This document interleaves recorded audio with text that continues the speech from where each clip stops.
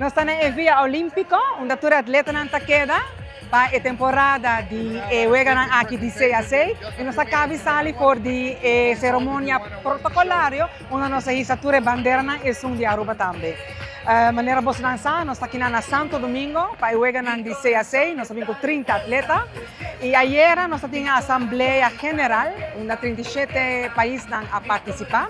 E nós vamos ver de colaboração regional, espírito olímpico e conosco outro também dentro da área, maneira capacitação para a federação. E também com o juega no mestre mostra do futuro.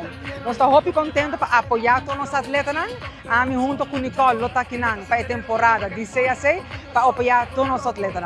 Me acaba de chegar na M5, chega na Centro-Americano e nós acaba de fazer a cerimônia de bandeira. Amanhã nós seguimos com o treinamento, apertura e dia 26, 27, bowling já está começando com o Wegana oficial e nós esperamos de um bom resultado para Aruba.